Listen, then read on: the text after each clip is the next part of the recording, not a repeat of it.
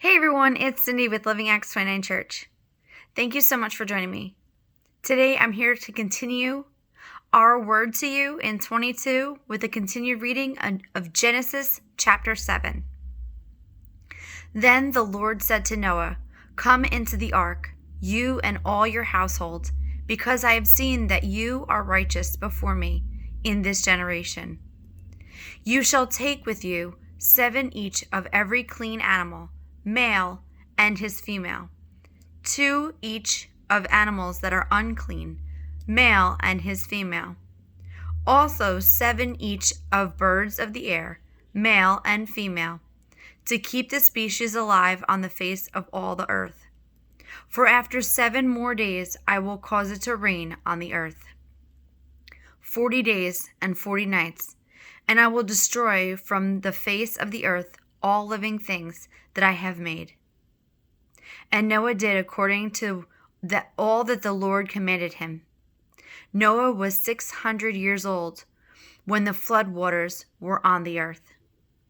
So Noah, with his sons, his wife, and his sons' wives, went into the ark because of the waters of the flood, of clean animals, of animals that are unclean, of birds, and of everything that creeps on the earth. 2 by 2, they went into the ark to Noah, male and female, as God had commanded Noah. And it came to pass, after 7 days, that the waters of the flood were on the earth. In the 600th year of Noah's life, in the 2nd month, the 17th day of the month, on that day, all the fountains of the great deep were broken up, and the windows of heaven were opened. And the rain was on the earth 40 days and 40 nights.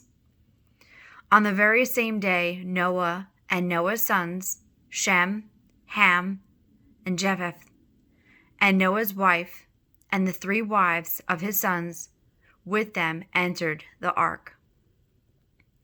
They and every beast after its kind, all cattle after their kind, every creeping thing that creeps on the earth after its kind, and every bird after its kind, every bird of every sort.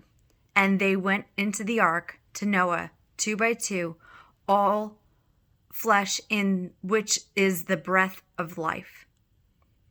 So those that entered, male and female, of all flesh, went in, as God had commanded him, and the Lord shut him in.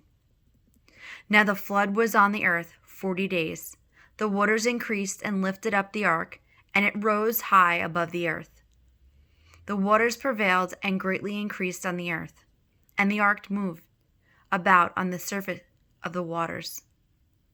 And the waters prevailed exceedingly on the earth, and all the high hills under the whole heaven were covered.